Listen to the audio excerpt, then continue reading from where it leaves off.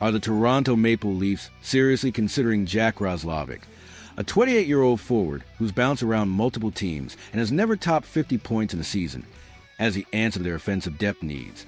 Or is this just another example of Toronto settling for good enough when what they truly need is proven elite talent that can make a real difference in the playoffs? All right, folks, let's talk about the latest name to emerge in the Toronto Maple Leafs' ongoing search for offensive reinforcements. Jack Roslovic, a 28-year-old forward who has played for the Winnipeg Jets, Columbus Blue Jackets, and Carolina Hurricanes.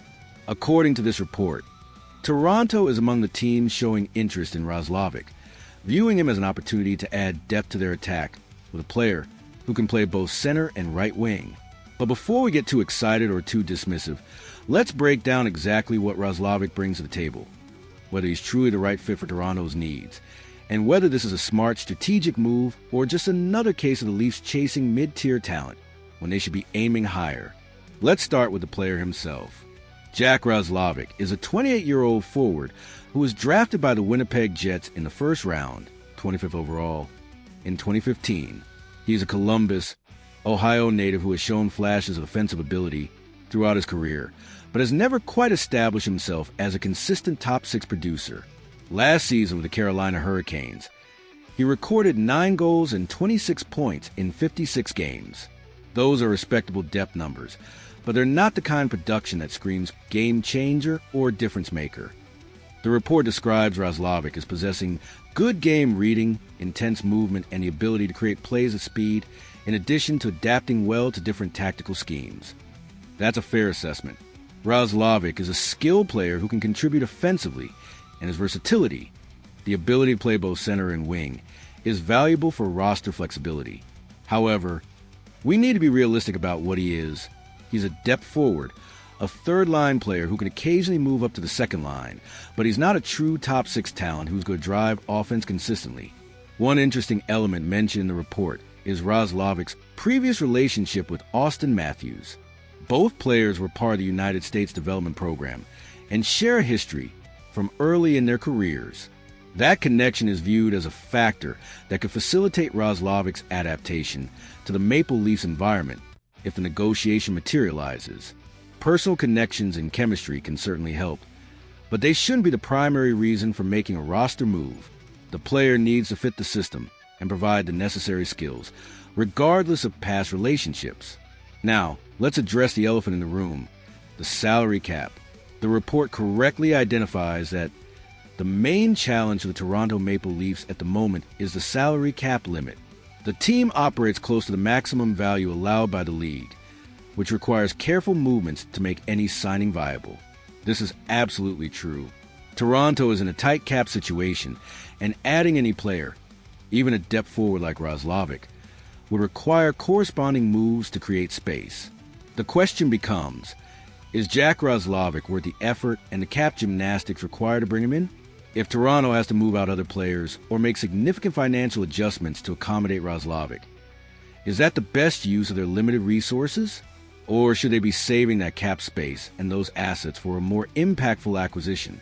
Sports analysts highlight that the search for Roslovic is not just an attempt to fill a gap, but part of an offensive reformulation plan by the team. The goal is to find players who can contribute in a balanced way in both directions of the ice, combining speed, technique, and tactical discipline. That's a reasonable organizational philosophy. Toronto needs players who can play a complete two-way game, not just offensive specialists who are liabilities defensively. However, here's where I need to inject some skepticism. Roslovic fits that profile to some extent, but there's still doubts about his defensive consistency and regularity of scoring in long sequences of games. That's a significant concern.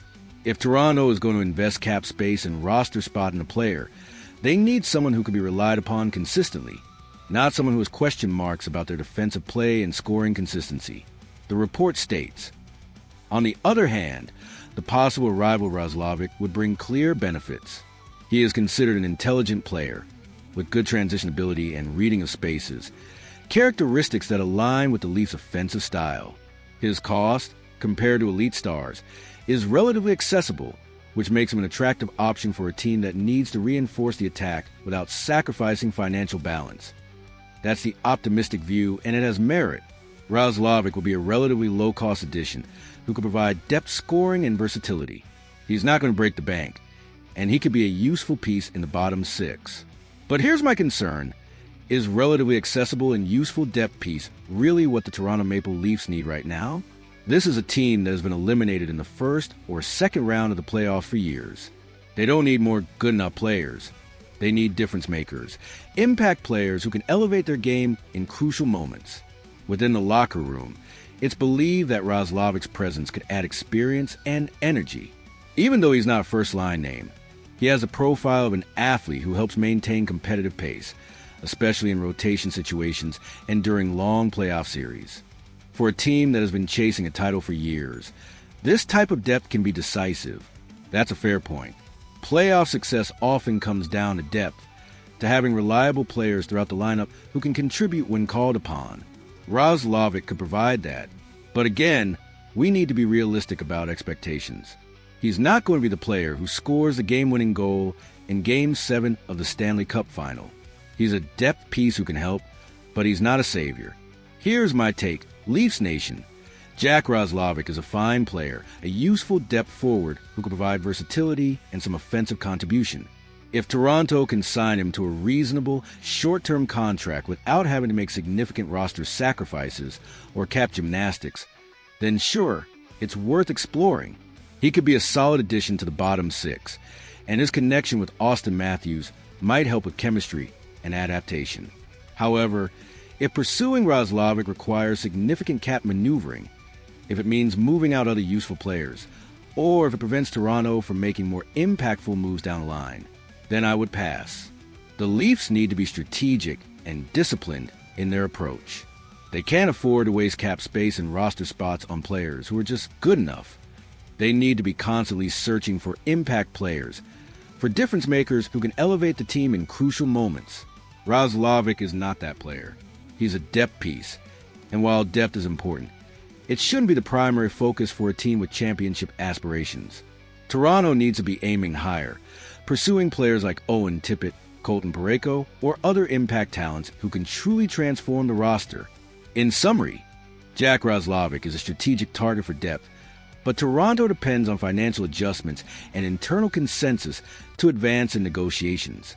Management is carefully analyzing the cost-benefit, considering both the player's offensive potential and investment risks. If the factors align, Roslovic's arrival could represent an important step in the attempt to make the roster more balanced and competitive. But if it requires too much sacrifice or prevents bigger moves, then the Leafs should look elsewhere. What do you think, Leafs Nation? Is Jack Roslovic the kind of depth addition that the Toronto Maple Leafs need, or should they be aiming for more impactful talent? Would his connection with Auston Matthews make him a valuable addition to the locker room? And how much cap space and roster flexibility would you be willing to sacrifice to bring him in? Let me know your thoughts in the comments below. I want to hear all your perspectives on this potential move. And if you want to stay on top of every potential signing, every trade rumor, and every breaking news story as the NHL season unfolds, make sure you smash that like button and subscribe. We'll be here breaking down every significant development, and you won't want to miss a single update as we continue to chase that ultimate prize.